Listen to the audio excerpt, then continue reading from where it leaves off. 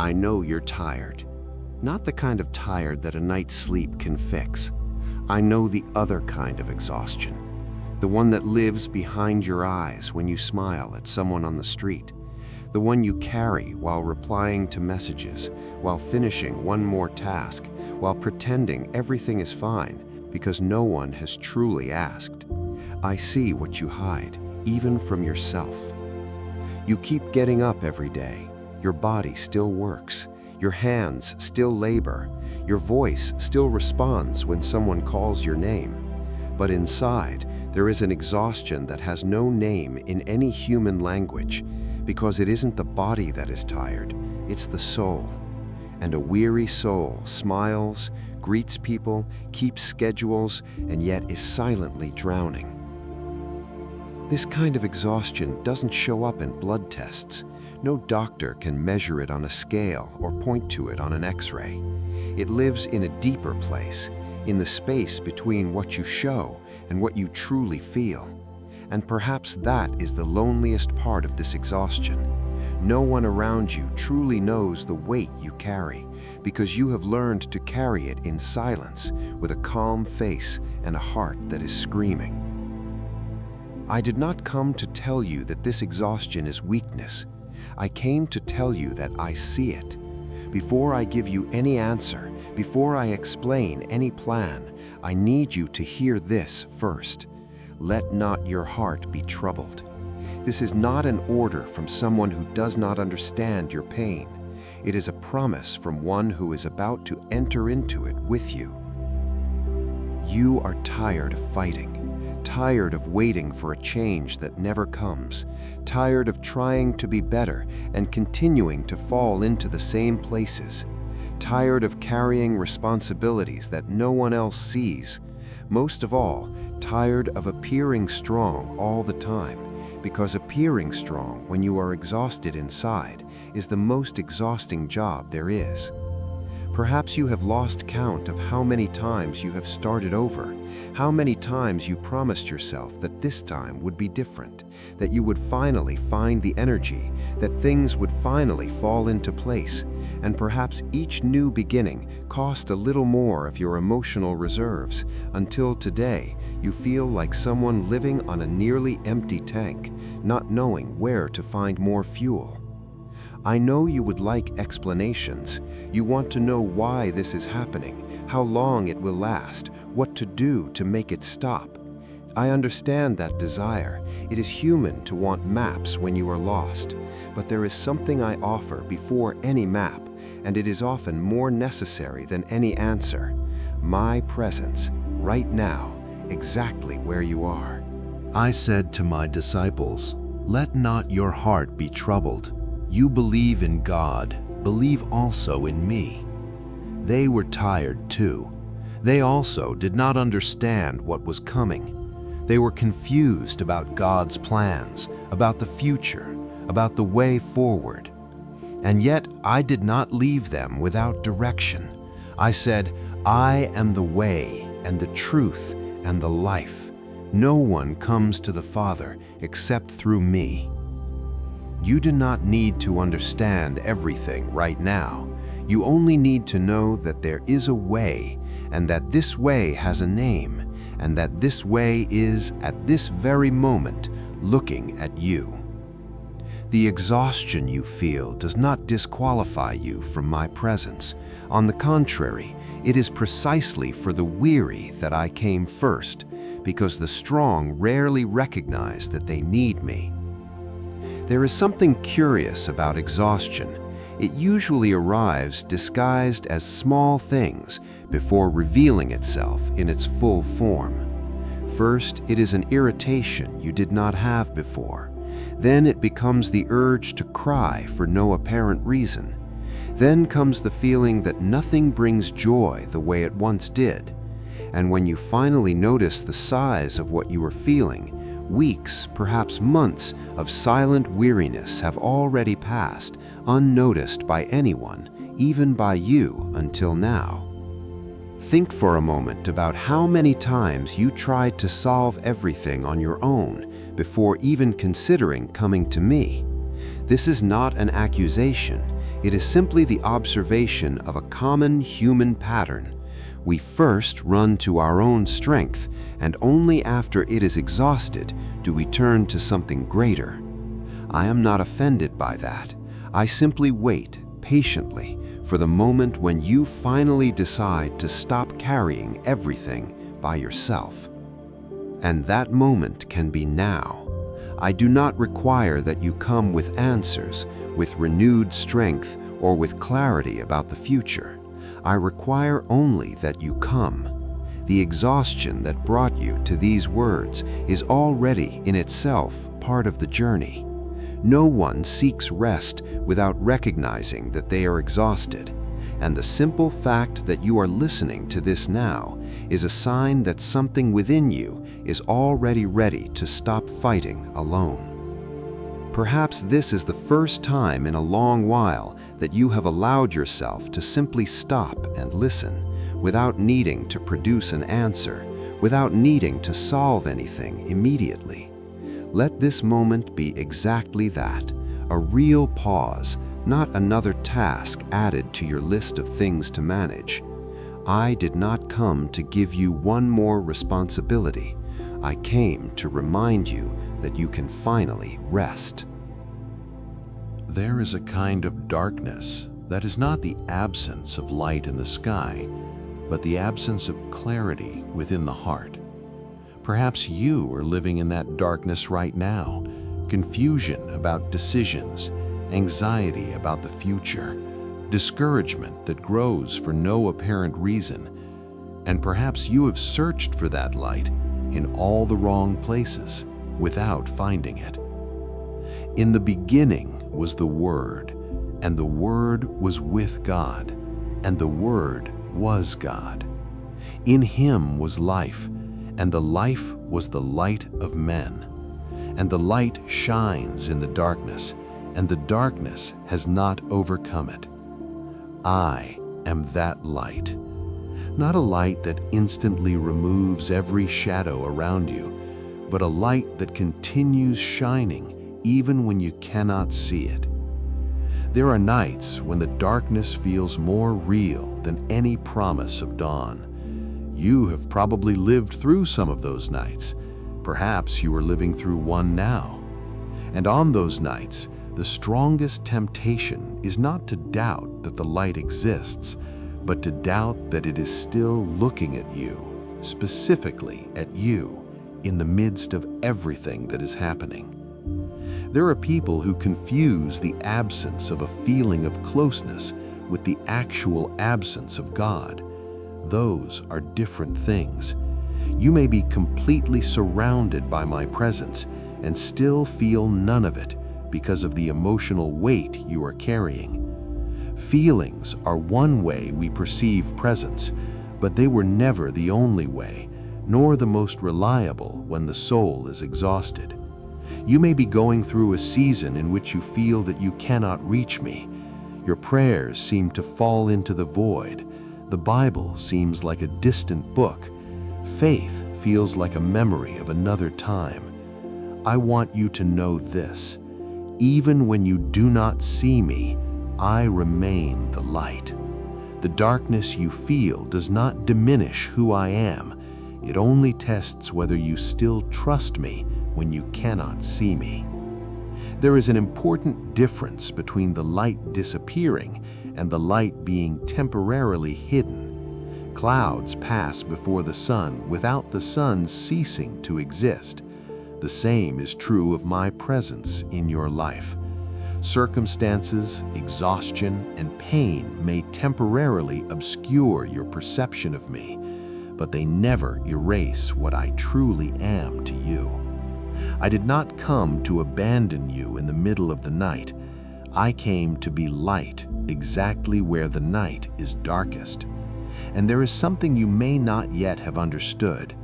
I did not promise that the storm would never come. I promised that I would be with you when it came, and that completely changes the meaning of the word alone.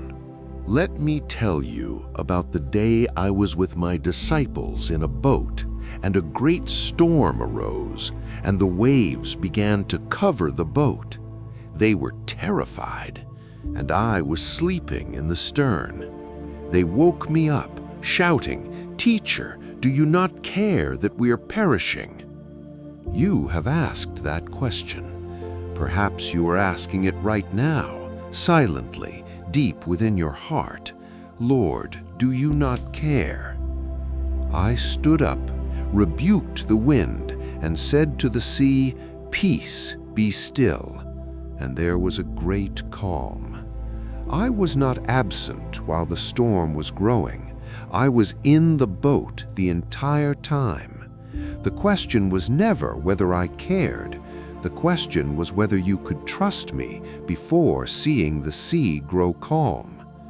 There is an enormous difference between trusting after the problem is solved and trusting while it is still unfolding. The first is easy. Anyone can trust after seeing the outcome. The second is real faith, the faith that sustains a weary soul precisely in those moments when there is still no visible solution, only the promise of a presence that remains. Perhaps that is exactly your situation right now, waiting for the sea to become calm before believing that I was present. But I want to invite you to reverse that order. Believe that I am already present, even while the waves are still crashing against the boat, even while the wind is still strong, even without any visible sign that the storm is ending. The faith that truly matters is the one that trusts before the calm, not after it. I tell you now, I am in the boat with you, even though the storm has not yet passed. And more than that, I choose to remain there, asleep or awake, silent or rebuking the wind, because my presence has never depended on your seeing immediate evidence of it. It depends only on your remembering that I never left the boat. Why are you afraid? Why do you still have no faith? I asked my disciples that question after the storm, not to condemn them, so that they would understand something important about the next fear that would come. The faith that matters is not the one that appears after seeing the miracle. It is the one that remains steadfast while the storm is still raging, without any visible guarantee of when it will pass. There is a different kind of exhaustion. The exhaustion of someone who has done everything right religiously and still feels an empty heart. Perhaps you have followed rituals, obeyed rules, carried the appearance of faith before others, and inside you feel nothing but weight. I want to speak about this because there is a huge difference between religiosity and relationship. And that difference is exactly where much of this exhaustion is born. I have already spoken strong words about those who place heavy and difficult burdens on the shoulders of men, but they themselves are not willing to lift them even with a finger. Woe to you, scribes and Pharisees, hypocrites, because you clean the outside of the cup and the dish, but inside you are full of greed and wickedness. I did not come to give you more religious weight. I came to give you real rest. There is a specific kind of exhaustion that comes from constantly comparing your spiritual journey with the appearance of other people. You see those who seem to have everything figured out, who never show doubt, who always speak of faith with absolute confidence. And this increases the weight of your own exhaustion because you feel like you are failing at something others seem to do with ease. I want you to know, appearance rarely tells the full story. There is something deeply tiring about living while trying to look spiritually correct before others, while inside the soul carries an emptiness that no one notices. This kind of exhaustion does not come from doing too little. It comes comes from doing too much for the wrong reasons, from maintaining appearances, from sustaining a facade that costs more energy than any true faith would ever demand. Perhaps your exhaustion is not from me. Perhaps it is from a version of faith that you were taught to carry as a burden. Do more, pray more, perform more, without ever feeling it is enough. I want you to hear this clearly. I never asked for performance. I asked for relationship. And true relationship allows exhaustion, allows doubt, allows you to come weary without pretending you are fine. Think about how many times you tried to appear spiritually strong before others, while in secret, your faith was barely holding itself together. This double effort, living real exhaustion while pretending stability, is one of the silent kinds of exhaustion there is, because it does not allow rest even in the presence of those who should be able to receive you. There are people who are tired of religion, not tired of God. And if that is your case, I want to free you right now from that distinction. You can lay down the weight of performance and still come to me. I never said, "Come to me all who have everything figured out." I said, "Come to me all who are weary and burdened, and I will give you rest." This means that exhaustion is not the barrier to coming to me. It is exactly the invitation. You do not need to be whole to come. You do not need perfect spiritual performance to be received. The only requirement is to come exactly as you are, with the weight you are carrying, without pretending it is lighter than it really is. I know this is hard to accept when you have spent years learning that faith is synonymous with visible strength, but I want to teach you something else today. The truest faith often begins exactly at the point where apparent strength ends. It is there, at the end of your own strength, that my strength begins to sustain you. Take my yoke upon you and learn from me, for I am gentle and humble in heart, and you will find rest for your souls. For my yoke is easy and my burden is light. I am not offering you more rules to fulfill. I am offering you a different yoke, a yoke that carries with you, not one you must carry to prove something to me or to anyone else. Perhaps it is necessary for you to reconsider today what it truly means to serve God. It is not accumulating religious tasks until exhaustion. It is not maintaining an impeccable performance before other believers. It is walking with me day by day, allowing me to carry alongside you the weight you once insisted on carrying alone, in the name of a faith that, in truth, never asked for so much solitary effort. I want to tell you about my own exhaustion, because perhaps you have never thought about this. I also knew weariness. I felt hunger, I felt thirst, I felt the weight of crowds that demanded from me more than I had in my hands. And on the hardest night of my life, before the cross, I did not first ask for strength for myself. I prayed for you. Father, the hour has come. Glorify your Son, that your Son may also glorify you. I have revealed your name to those whom you gave me, and they have kept your word. I pray for them. I do not pray for the world, but for those you have given me, because they are yours.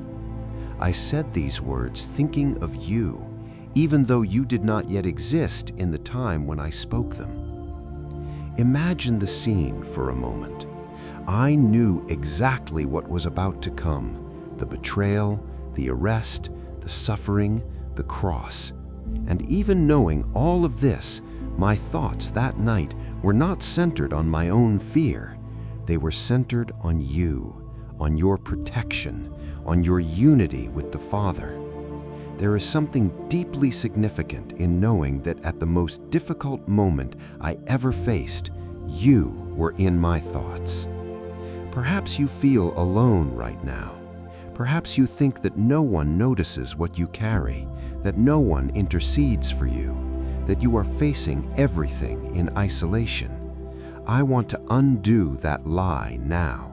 Before the cross, I had already prayed for your protection.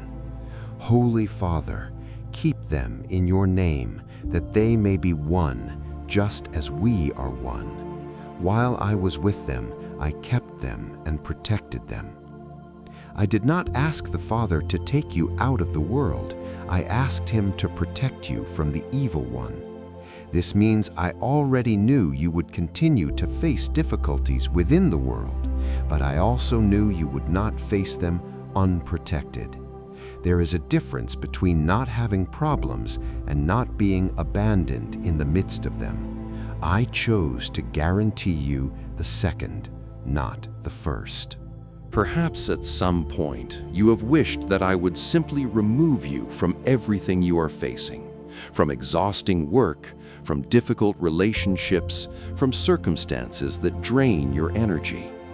I understand that desire, but the protection I offer is not escape from circumstances.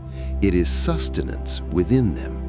And that sustenance, although less immediate, is deeper and more enduring. There is something deeply paradoxical in this choice. You might prefer the removal of the problem over being sustained within it. But removal teaches little, while sustenance forms you. It is within difficulties that remain and not outside of them that the soul learns to trust in a way that no easy circumstance could ever teach. Sanctify them in the truth. Your word is truth. As you sent me into the world, I also have sent them into the world. And for their sake, I sanctify myself, that they also may be sanctified in truth. I did not only die for you, I interceded for you even before reaching the cross. Christ did not only save, Christ interceded and continues interceding now in this very moment as you read these words. Father, I desire that those whom you have given me may be with me where I am to see my glory. I want you to understand the weight of this. You were in my thoughts before the cross, before the resurrection, before anything you have ever experienced. You were never a late addition to my plan. You were always part of the prayer I prayed that night. Righteous Father, the world has not known you, but I have known you, and these have known that you sent me. And I have made your name known to them, and will continue to make it known, so that the love with which you loved me may be in them, and I in them. This is the conclusion of the prayer, not a request that everything would be instantly resolved, but a request that the same love that exists between the Father and the Son would also dwell in you. And that prayer did not end 2,000 years ago. It continues. I continue, now, interceding for you before the Father, just as I did for those who were with me that night. The intercession of Christ does not have an expiration date. It remains active in every moment of your exhaustion, your doubt, and your deepest weariness. David wrote about a moment when he felt completely surrounded. Cords of death encompassed him, and torrents of wickedness terrified him. Cords of Sheol surrounded him, and snares of death confronted him. Perhaps you recognize this feeling, as if everything around you is closing in, as if the waters are rising faster than you can swim. In his distress, he called upon the Lord and cried out to his God. From his temple he heard his voice, and his cry came before him into his ears. Then the earth shook and trembled, and the foundations of the mountains moved and shook because he was angry. I want you to understand something important here. David's cry was not ignored. The answer came with power, because God does not remain still in the face of the sincere cry of someone who is drowning. Think about the image David describes: the earth shaking, the heavens opening, darkness beneath the feet of the one who comes to help. It is not a subtle or silent response. It is a response that moves the very natural world to reach someone who is on the verge of drowning. This is the kind of response that is available for your cry as well, even if it seems too small to deserve such intervention. Perhaps your deep waters have different names: debts that seem never-ending, depression that steals your energy, family conflicts that drain your peace, emotional crises that arrive without warning. I want to tell you what was said through David. He reached down from on high. He took hold of me. He drew me out of many waters. He rescued me from my strong enemy and from those who hated me, for they were too mighty for me. Notice that David did not say he overcame his enemies with his own strength. He said he was pulled out of the waters, rescued from enemies stronger than he was. There is a liberating honesty in this confession. Recognizing that you are not stronger than everything you are facing is not failure. It is the first step toward being reached by the one who truly is stronger. You do not need to be stronger than the problem in order to be rescued from it. David did not defeat the deep waters with his own strength. He was pulled out of them by a hand that reached where he could no longer reach. This is what I offer you now. I do not require you to overcome alone. I offer the hand that pulls out those who are sinking. Perhaps you have spent a considerable amount of your life trying to prove that you could get out of the deep waters you are in by yourself. And perhaps that attempt, more than helping you, has only delayed the moment when you would finally extend your hand to be pulled out. There is no shame in needing to be rescued. The shame would only be in continuing to drown out of pride in not asking for help. There is another psalm that speaks of my voice, a voice louder than any storm. The voice of the Lord is over the waters. The Lord is over many waters. The voice of the Lord is powerful. The voice of the Lord is majestic. The voice of the Lord breaks the cedars. The voice of the Lord shakes the wilderness. Thunder, lightning, oceans, deserts. No chaos is greater than the voice of the one who created it. When you feel that the chaos of your life is too great, remember this image. The same chaos that seems insurmountable to you is only another element under the command of that voice. The strongest cedars, the driest deserts, the most violent oceans all respond to the sound of that voice. And that voice is not distant. It is speaking to you now through these very words. The Lord sat enthroned over the flood. The Lord sits enthroned as King forever. Even in the image of the most overwhelming waters, of the complete flood that covers everything, there is a throne that remains firm above the waters themselves. No matter the size of the flood you are facing, financial, emotional, relational, the throne that rules over it has never been removed or shaken. And that same voice, after describing all the strength of the storm, ends with a promise of peace. The Lord will give strength to his people. The Lord will bless his people with peace. It is not the absence of the storm that defines whether you are safe. It is the presence of the one who speaks louder than it. And that voice is speaking to you now, promising not only rescue, but peace after the rescue. I sent my disciples without armor, without guarantees of safety, without certainty of acceptance. I sent them as sheep among wolves, and yet I still sent them, because the calling never depended on them being ready. It depended only on them being willing, even tired, even afraid, even without all the answers. Behold, I send you out as sheep in the midst of wolves. Therefore be wise as serpents and innocent as doves. They would face persecution, rejection, false accusations. I did not hide this from them.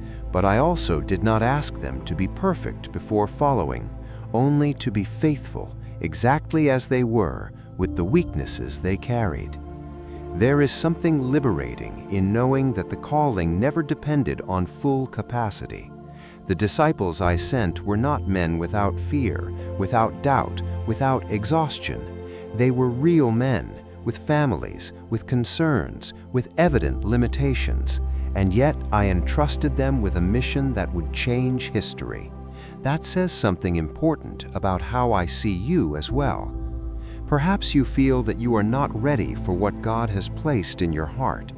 Perhaps you think you need to be less tired, stronger, more resolved before moving forward with what you sense as your calling. I want to free you from this demand you have placed on yourself.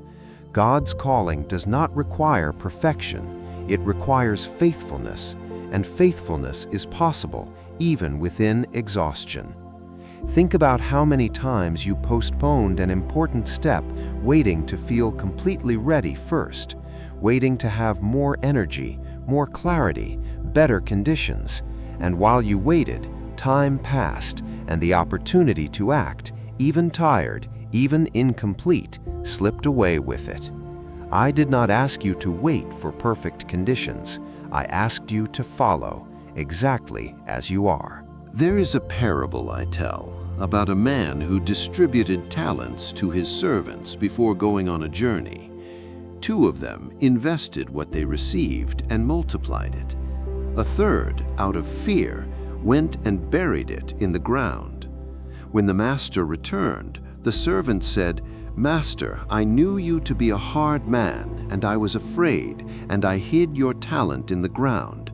Here, have what belongs to you." I want you to notice something important in this story.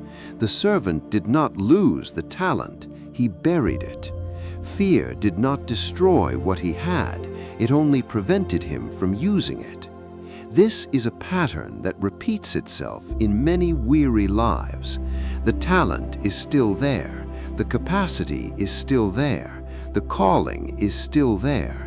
It is simply buried under layers of fear accumulated over time. How many dreams have you buried because of fear? How many callings have you silenced because exhaustion felt greater than faith? How many times have you decided it was safer not to try than to risk and possibly fail again? The talent is still there, waiting to be uncovered, even after all the time lost to fear. The other 2 servants, who invested what they received, heard from the master, "Well done, good and faithful servant. You have been faithful over little. I will set you over much. Enter into the joy of your master." Notice that the reward did not come for extraordinary or perfect results. It came for faithfulness in using what they had, even if it was little, even if the outcome was uncertain. That is exactly the faithfulness that is still available to you, even while tired. Spiritual exhaustion often does not destroy the purpose God placed in you. It only buries it for a season. But buried is not the same as lost. I am inviting you now to uncover what you have hidden through fear, through exhaustion, through believing you no longer had strength. The strength does not need to be yours. It will be given to those who choose to follow, even tired, even uncertain, even without all the guarantees they wish they had before starting. There is a parable about 10 virgins who were waiting for a bridegroom, each with her lamp. 5 were wise and took extra oil. 5 were foolish and did not. When the bridegroom delayed, they all became drowsy and slept. And when he finally arrived, the lamps of the foolish ones were going out, and they had no oil left to refill them. I want to speak about the oil that runs out. because this is exactly what happens to many who are spiritually weary. You were living off old reserves, that powerful experience from years ago, that season when faith felt easy, that moment when you felt my presence so intensely. But old reserves without refilling eventually run out. Think about how long it has been since the last time you experienced a genuine renewal in your faith. I am not talking about rituals or attending religious commitments. I am talking about a real encounter, a moment when your soul was truly touched. If that time has been long, it is natural that the lamp feels dim now, consuming the last drops of oil that should have been replenished long ago. Spiritual exhaustion is often not a lack of faith, it is a lack of continuous nourishment of the faith that already exists. You can have every desire to continue, every intention to persevere, and still feel the lamp fading because you stopped seeking the oil that keeps it burning. This is not moral weakness, it is a natural pattern. Everything that is not fed eventually weakens. Think of any flame you have ever seen slowly go out.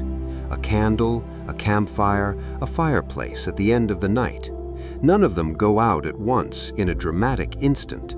They fade gradually, almost imperceptibly, until at some point you realize there is no light left. Faith works in a similar way.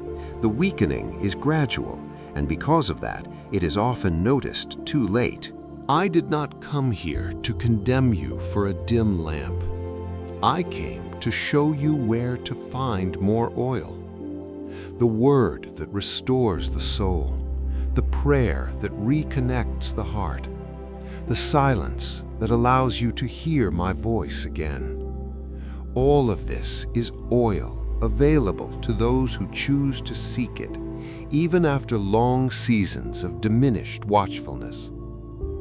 Perhaps you have already tried to refill this lamp with other things, more work, more distraction, more external achievements, and realized that none of them truly sustain the light for long.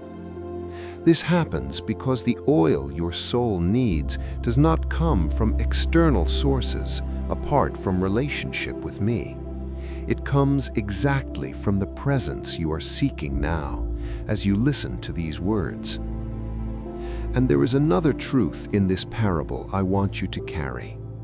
Exhaustion cannot replace spiritual watchfulness, but spiritual watchfulness also does not require constant perfection. It requires refilling. It is not about never becoming tired. It is about knowing where to find oil when exhaustion comes, instead of simply letting the lamp go out in the dark. You still have time to refill. The story does not end with a lamp extinguished. It ends with the decision to seek more oil before it is too late. I am offering you that oil now, in this word, in this moment of pause you are taking to listen to me. This is already in itself an act of refilling, even if you do not yet feel the flame fully strong. Watch, therefore, for you know neither the day nor the hour.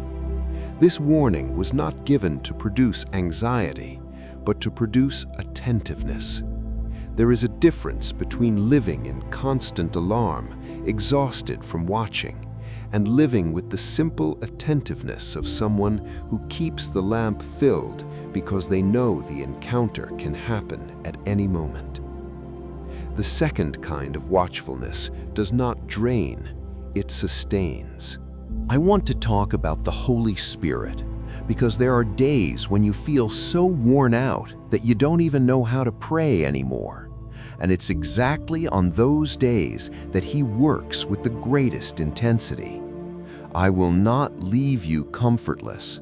I will come to you. I said that knowing exactly which days you would live through. Days when no one else would understand your exhaustion, but I would send someone who would. I will pray the Father, and he shall give you another Comforter, that he may abide with you forever, the Spirit of truth, whom the world cannot receive, because it seeth him not, neither knoweth him. But ye know him, for he dwelleth with you, and shall be in you. That Comforter doesn't come only for the strong days. He comes especially for the days when your strength has run out. There are moments when the words simply don't come. You want to pray, but you don't know what to say.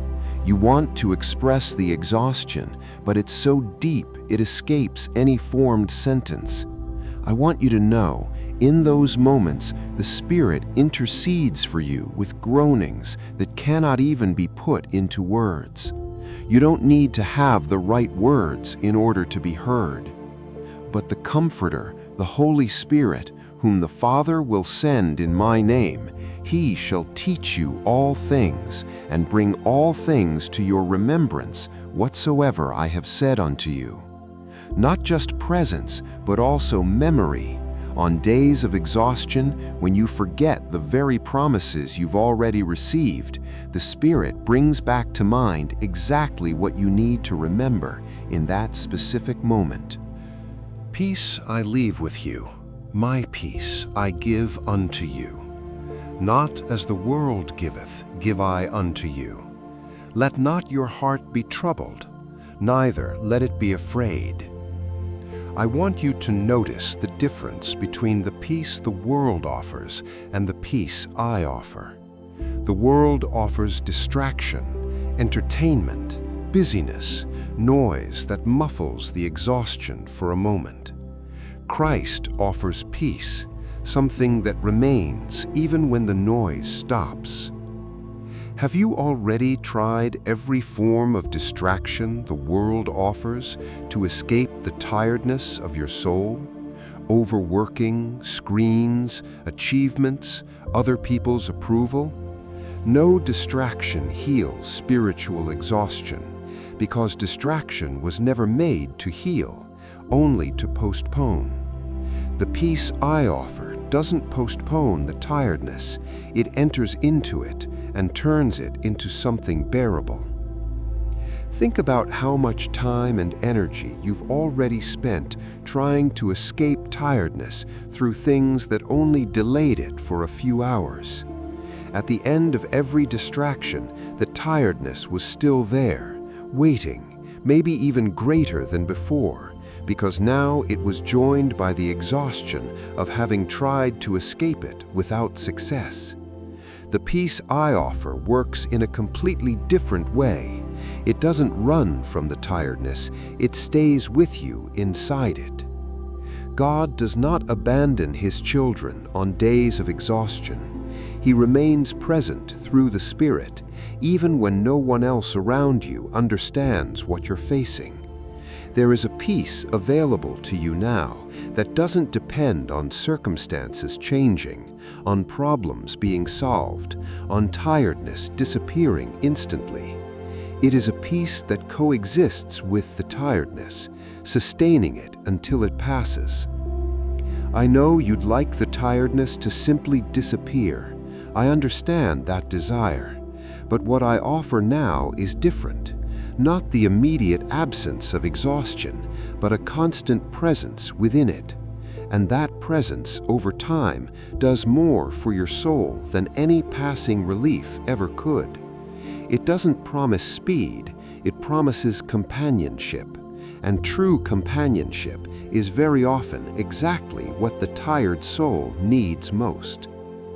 Maybe what you need is to stop measuring the progress of your faith by how quickly problems get solved, and start measuring it by the quality of the presence that sustains you while they're still unsolved. That shift in measure on its own already lifts a considerable part of the weight you carry, because it stops depending on something outside your control for you to feel that you're all right. I am the Good Shepherd. The Good Shepherd lays down his life for the sheep. I did not choose to be a distant shepherd, watching from afar, while you try to find your way alone. I came that you may have life and have it abundantly. The exhaustion you feel often comes exactly from this, from trying to be your own shepherd, carrying decisions, direction, and protection that were never meant for you to carry alone. You do not need to find the way by yourself. This is perhaps one of the simplest truths, and yet one of the hardest to accept when you are exhausted. Much of your weariness comes from taking on a role that is not yours. You were not called to be your own guide, your own protector, your own source of security. You were called to be a sheep, and sheep are guided, not required to guide themselves. Think about how much weight you carry, trying to be at the same time both sheep and shepherd of your own life. Deciding every step, anticipating every danger, securing every provision, this accumulation of roles is exhausting precisely because it was never designed to be carried by one person alone. The shepherd exists precisely so that the sheep does not need to become its own shepherd. The exhaustion lessens when you stop carrying everything alone, not because the problems disappear, but because the burden of solving everything by yourself is lifted from your shoulders and placed back where it has always belonged, in the hands of the shepherd who knows the way even when the sheep does not. There is an essential difference between solving and carrying. I do not promise to instantly resolve every situation weighing on you, but I do promise to carry the weight with you while the solution unfolds in its proper time. This distinction, small on the surface, completely changes the experience of exhaustion, because carrying with someone is radically different from carrying alone, even when the objective weight remains the same. I also want to remind you of something I said about those whom the world considers blessed. Blessed are the poor, for yours is the kingdom of God. Blessed are you who hunger now, for you shall be filled. Blessed are you who weep now, for you shall laugh. I redefined success in a way that contradicts everything exhaustion tries to convince you of. The world teaches that exhaustion is failure, that tears are weakness, that needing help is shameful. I teach the opposite. The kingdom of God values exactly the people the world discards as broken. Your exhaustion does not make you less worthy of my care. It places you exactly in the group I came to bless first. Perhaps you have spent years believing you needed to hide your tears, your needs, your exhaustion in order to be considered worthy of respect or blessing. I want to undo that belief now. Those who weep, according to my own words, are blessed, not despite their tears, but precisely in the midst of them, because it is there that comfort arrives most deeply. Blessed are you when men hate you, and when they exclude you, and insult you, and reject your name as evil because of the Son of Man. Rejoice in that day, and leap for joy, because great is your reward in heaven. Perhaps you have faced rejection precisely because of your faith, your spiritual exhaustion being misunderstood by others as lack of commitment. I see that injustice, and it does not go unnoticed. You do not need to pretend strength to be accepted by me. The weeping, the hungry, the tired, these are precisely the ones I call blessed, not in spite of their condition, but in the midst of it. You are exactly where I can meet you, and that closeness requires no mask of strength that you can no longer sustain. Now I want you to slow down with me. Let's enter a different space, not of explanation, but of silent prayer. Each word that follows is a psalm, and each psalm is a breath for the weary soul. Do not try to understand everything at once. Simply let each verse find the exact place in you that still needs rest. The Lord reigns. He has seated himself on his holy throne. The nations rise, kingdoms are shaken, but the throne remains firm, unshakable, eternal. Why do the nations rage and the peoples plot in vain? You may be living in a time of instability around you, but God's government does not tremble with the things that tremble around you. There is something deeply stabilizing in remembering that regardless of visible chaos in the news, in finances, in relationships, there is a throne that has never been shaken by any of it. Your personal instability is not greater than the instability of nations themselves, and even so, the throne remains firm, ruling above everything that seems out of control. Why, Lord, do you stand far away? Why do you hide yourself in times of trouble? This is the cry of someone who feels God is distant, and I do not hide this question from you, because it is real, and I am not afraid of your sincere doubt. But the same psalm ends with confidence. You, Lord, hear the desire of the humble. You strengthen their heart, and you incline your ear.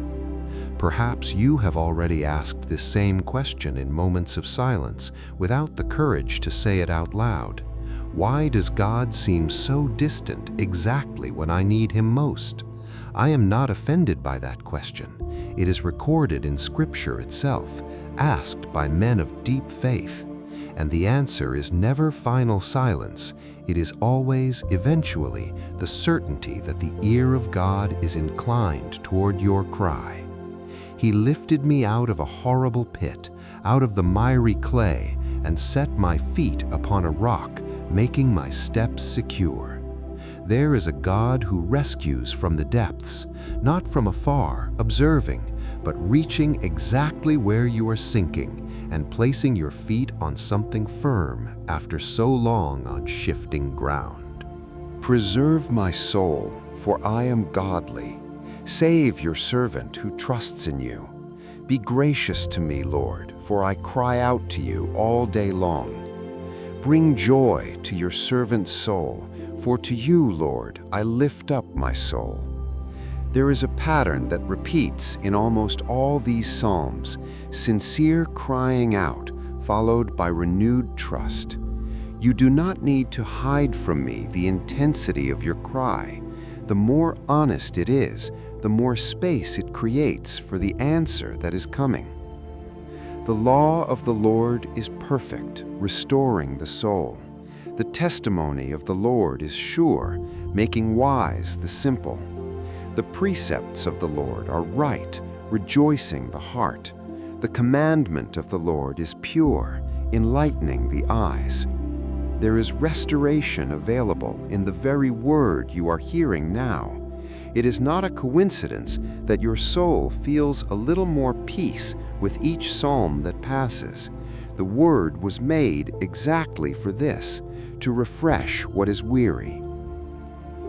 May the words of my mouth and the meditation of my heart be acceptable in your sight, Lord, my rock and my redeemer. This is the prayer of someone who no longer has complex words to offer, only the simple desire that even their thoughts would be acceptable before God. There is peace in this simplicity.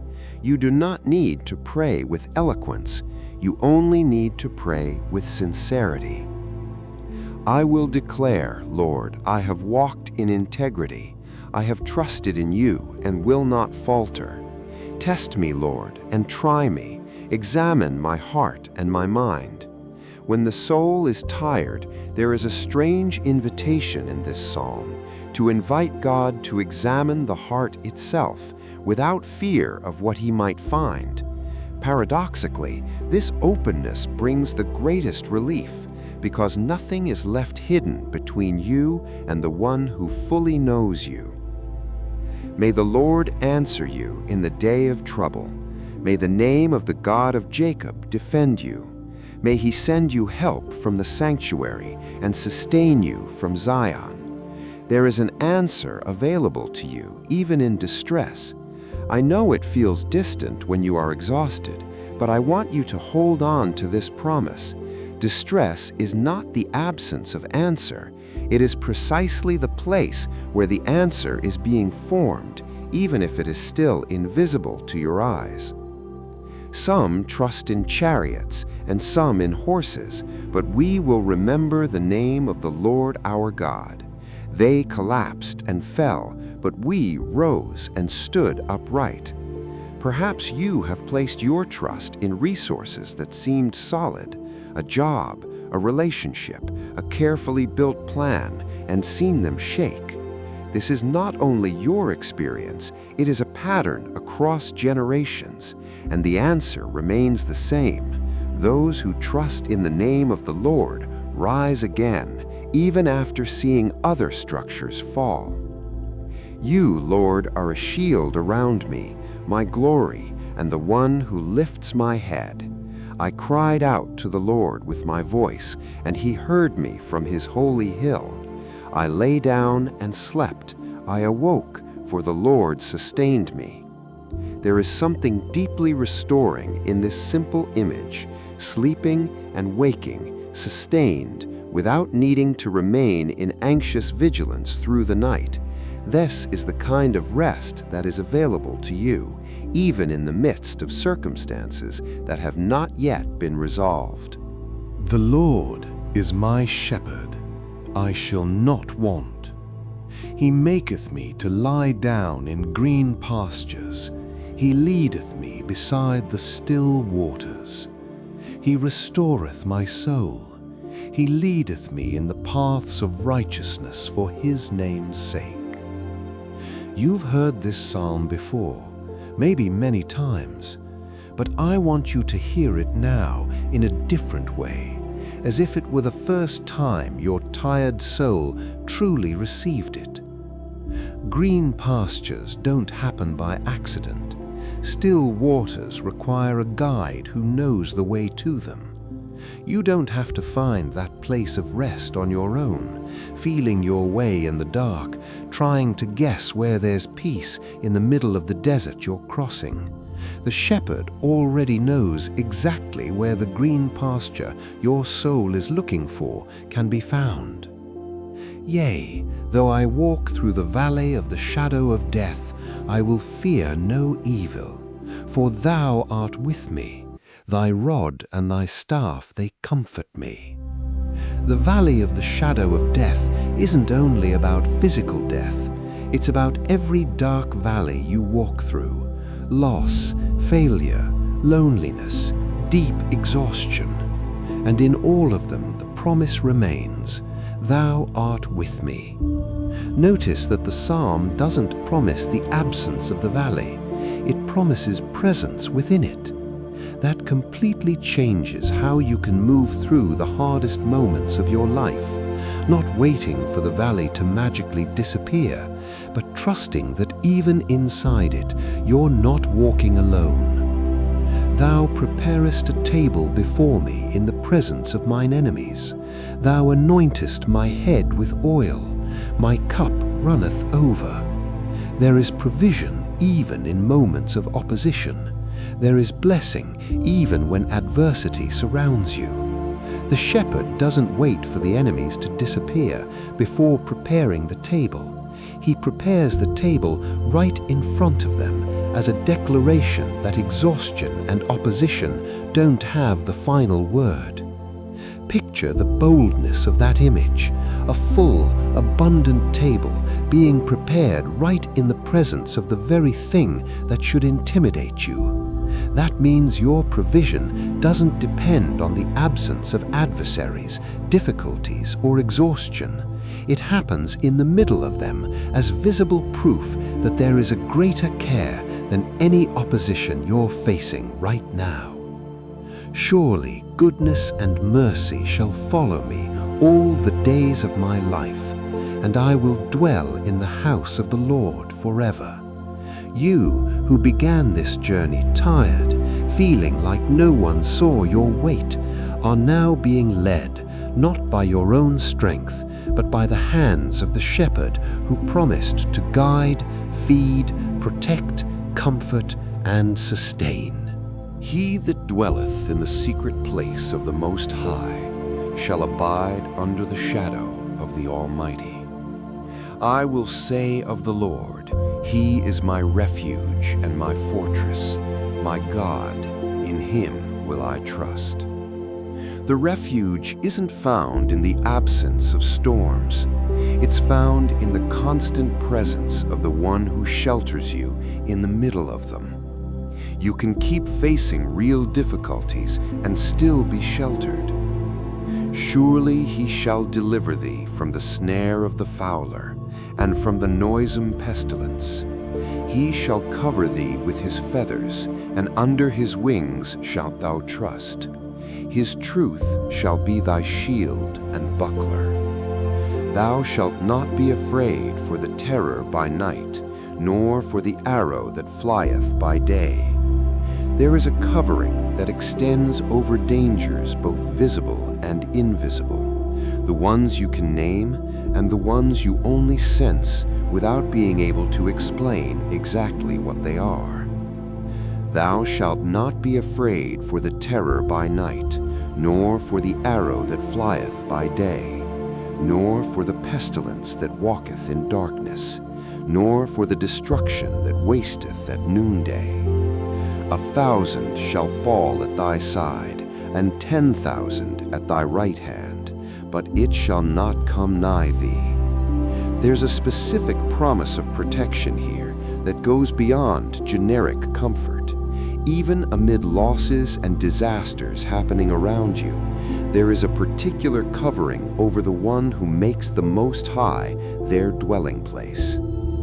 Because thou hast made the Lord, which is my refuge, even the Most High, thy habitation, there shall no evil befall thee, neither shall any plague come nigh thy dwelling.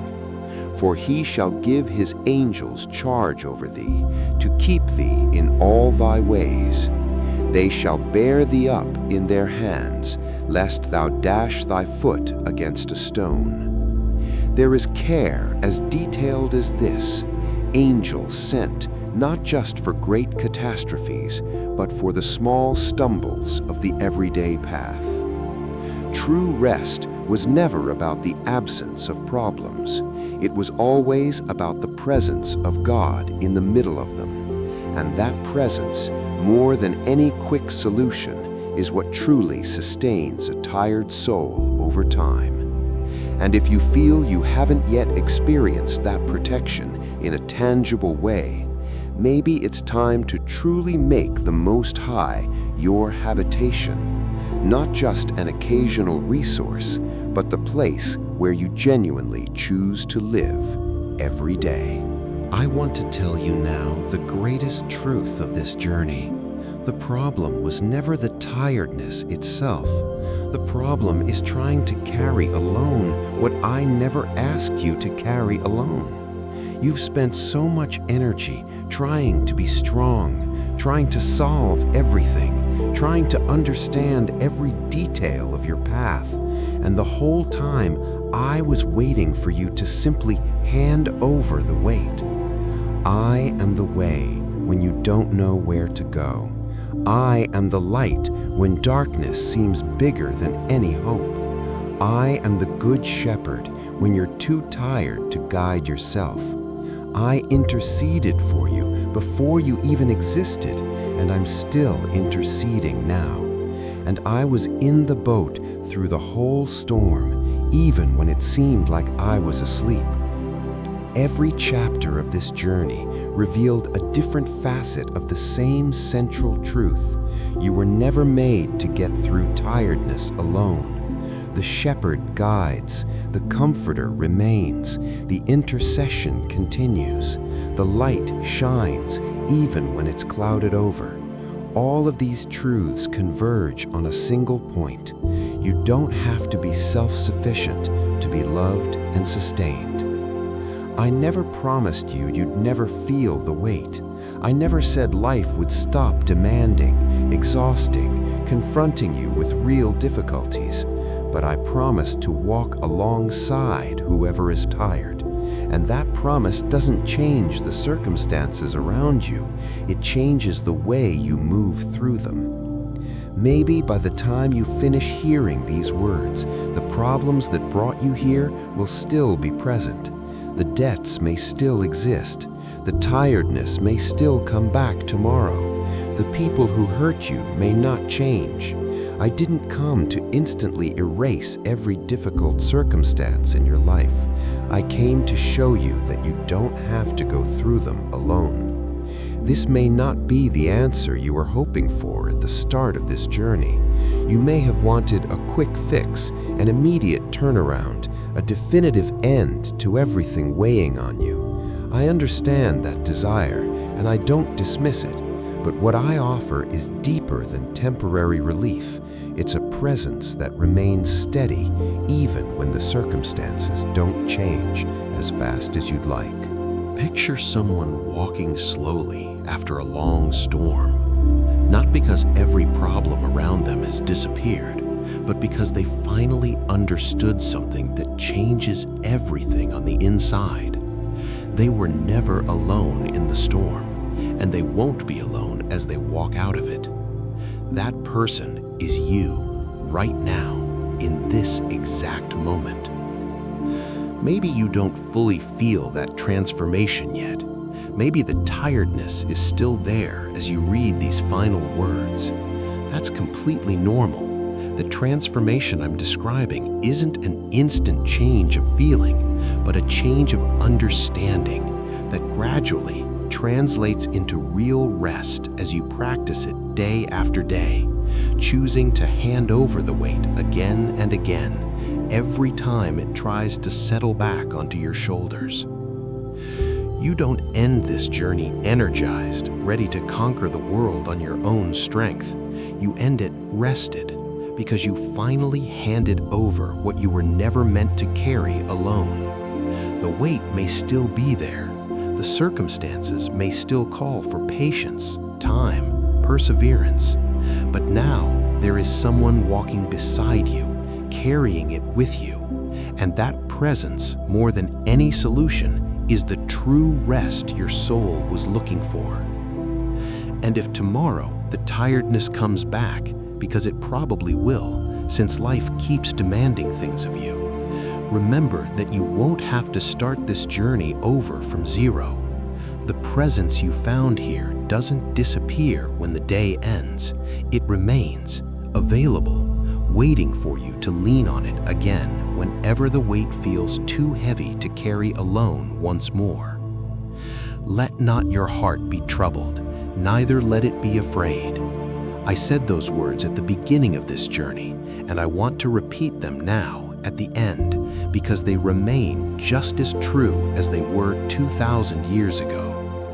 You can rest, not because you've understood everything, not because you've solved everything, but because you finally recognized that you never had to understand or solve everything alone. I am the one who was there in the beginning, who walked among the weary, who prayed for you before the cross, who keeps interceding now. I am the way when you're lost, the light when darkness seems to be winning, the shepherd when your own strength runs out. And more than any title, I am simply someone who decided to stay, even when you were too tired to notice that I had never left. Rest now, not because everything is solved, but because you're no longer alone while everything gets solved.